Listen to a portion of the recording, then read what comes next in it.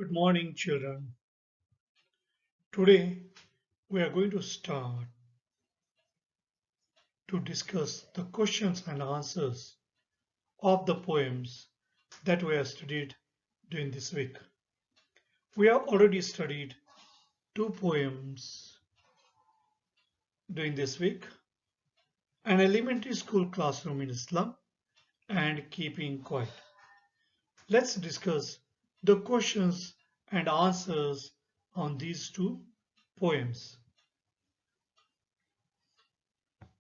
At first, we'll take up questions and answers of the second poem in Flamingo, that is, An Elementary School Classroom in a Slum, written by British poet Stephen Spender.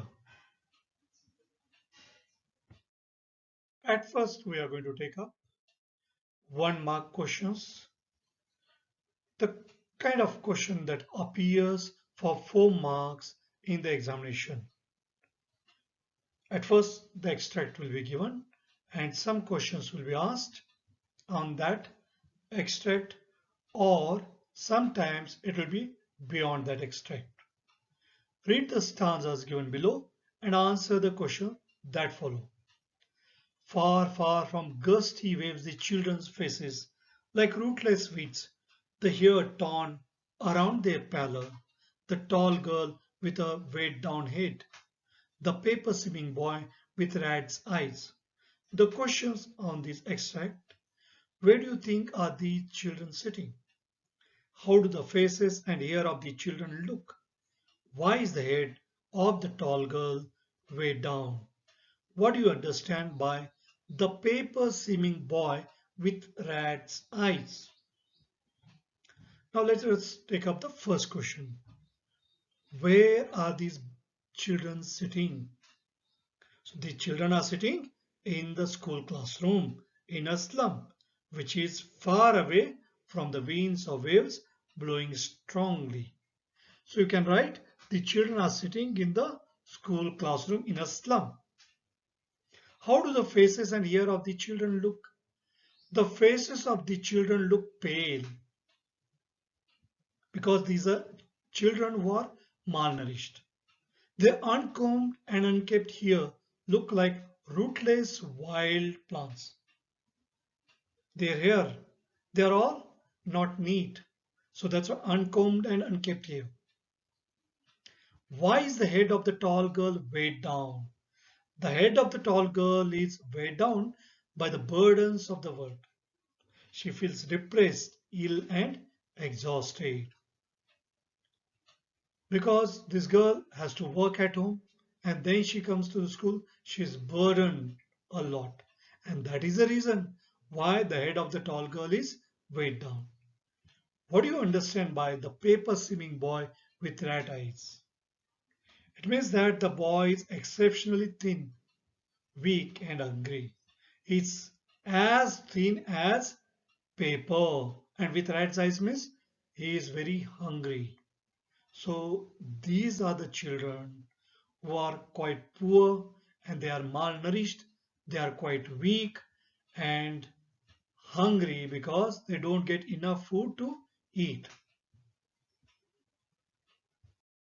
The stunted unlucky hair of twisted bones, reciting a father's gnarled disease, his lesson from his desk. At back of the dim class, one unnoted, sweet and young, his eyes live in a dream of squirrel's game in the tree room. Other than this, who is the unlucky here and what will he inherit? So who is the unlucky here? The lean and thin boy having rat's eyes and a stunted growth is the unlucky here. And what will he inherit? He will inherit twisted bones from his father. So he will inherit the disease of his father, gnarled disease. So that is what he will inherit. He will not inherit the property, but he will inherit the disease that father has been suffering from because he also was malnourished. What is the stunted boy reciting? He is reciting a lesson from his desk. He is enumerating systematically how his father developed the naughty disease. So he is also thinking over how he has developed the disease from his father, who is sitting at the back of the dim class. A sweet young boy sits at the back of this dim class. He sits there unnoticed. His eyes live in a dream. What dream does he have? The boy seems hopeful. So he has got dreams. He dreams of a better time, better days in future, outdoor games, of a squirrel's game, of a room he made inside the stem of a tree. That's a hole in the tree. He dreams of many things other than this dim and unpleasant classroom, as such as green fields, open seats. On sour cream walls, donations, Shakespeare's head, cloudless at dawn, civilized dome riding all cities, built flowery Tyrolese valley, open-handed map awarding the world its award. So what is the color of the classroom walls? What does this color suggest? What do these classrooms walls have? Which two worlds does the poet hint at? How is the contrast between the two worlds presented? Explain open-handed map awarding the world its a world. The color of the classroom walls is sour cream or off-white. This color suggests the decaying aspect and pathetic condition of the lives of the children in a slum school. The walls of the classroom have pictures of Shakespeare, buildings with domes, world maps, and beautiful valleys. The poet hints at two worlds: the world of poverty, misery, and malnutrition of the slums, where children are underfed, weak, and have stunted growth. The other world is of progress and prosperity, peopled by the rich and the powerful. The pictures on the walls suggesting happiness, richness, well-being, and beauty are in stark contrast to the dim and dull slums. Open-handed map suggests the map of the world drawn at will by powerful people or dictators like Hitler. Awarding the world its world suggests how the conquerors and dictators award and divide the world according to their whims and fancies. This world is the world of the rich and the important people. And yet for the children, these windows, not this map, their world, where all their futures painted with a fog.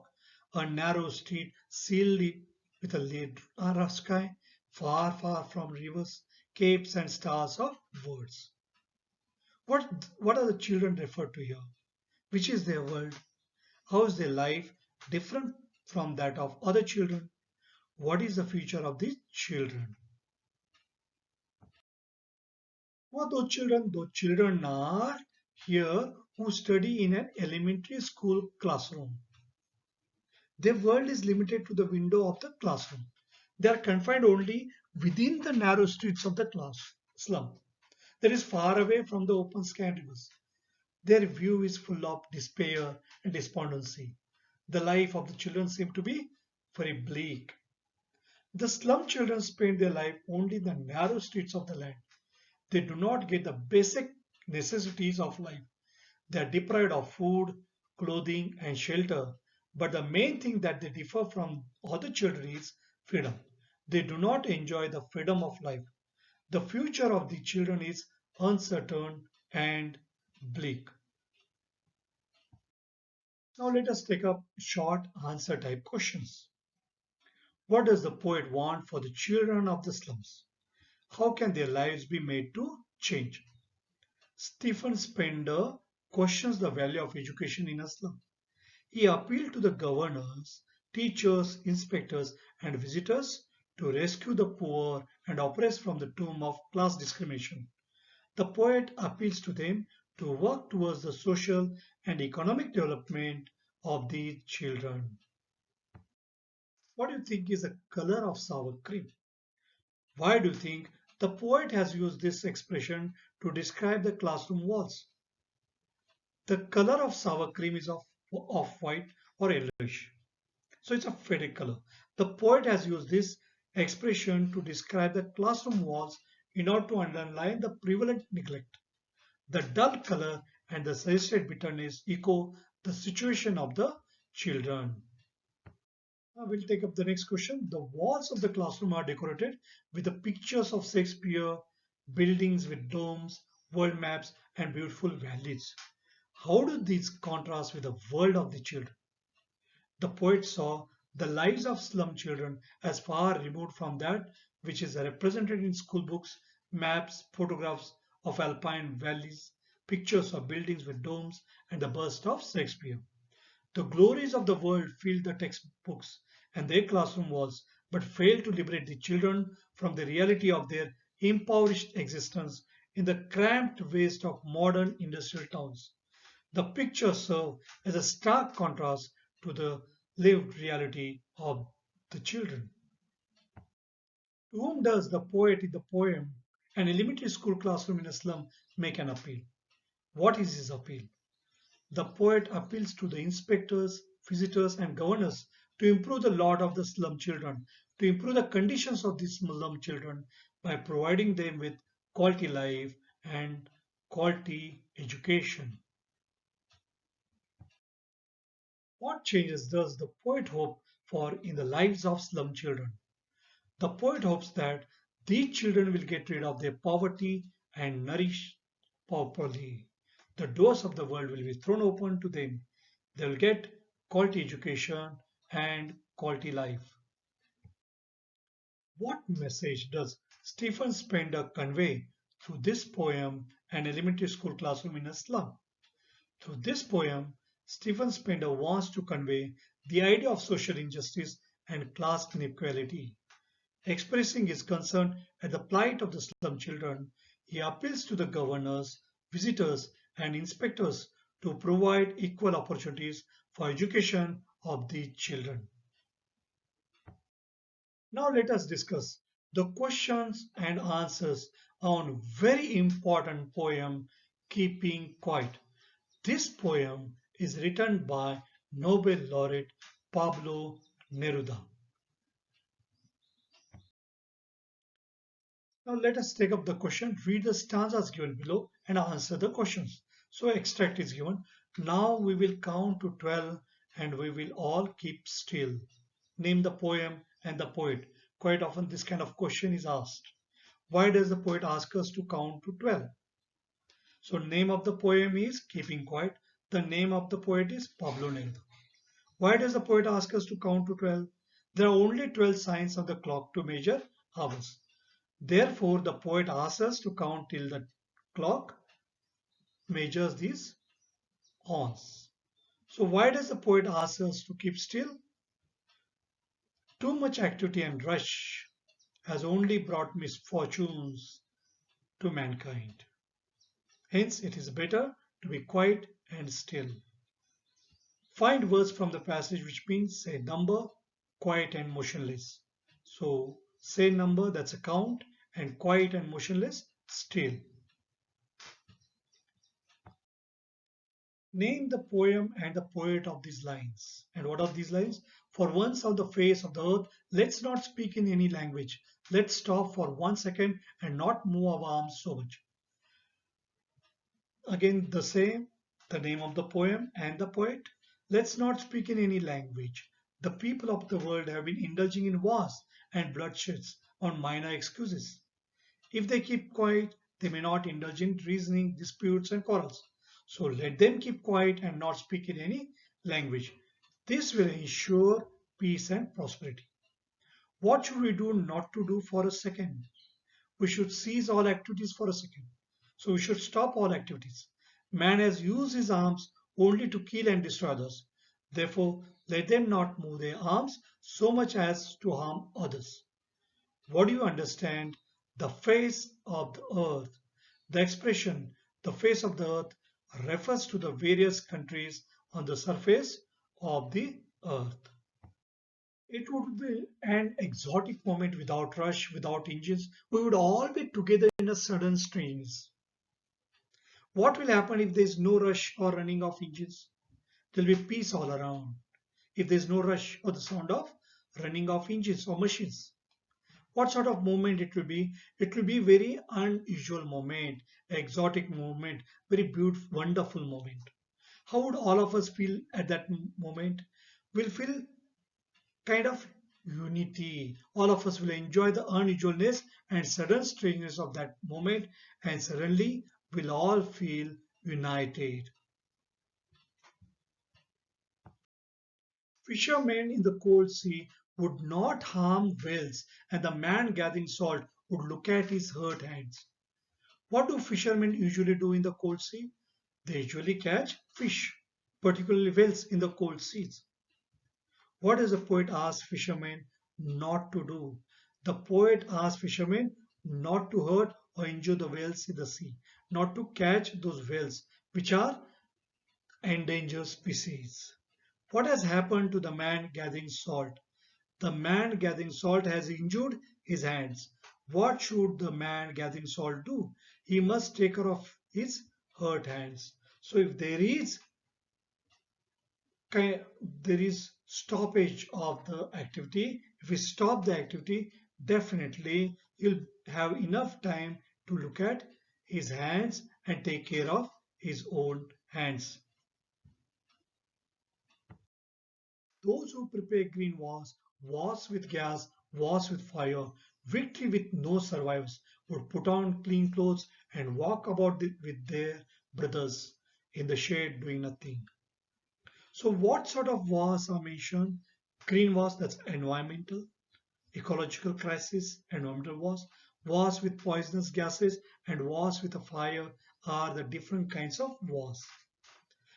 What kind of victory will it be? It will be a victory without survivors. So there won't be any survivors. So you can't celebrate that victory. How should the lovers of war behave? So the warmongers. Now, how should they behave? They should put on clean clothes and walk with their brothers under the trees, leisurely doing nothing. So these all who are lovers of war, they should not think of the war, but they should all try to get united. What I want should not be confused with total inactivity. Life is what it is about. I want no truck with death. Very important line. So here, what does the poet want? The poet is advocating for silence or stillness. What should it not be confused with? That stillness should not be confused with total inactivity. Now explain, I want no truck with death. So total inactivity brings death.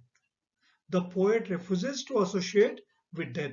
Thus, he is not advocating for death, but he says have introspection. So again, you are quite active there.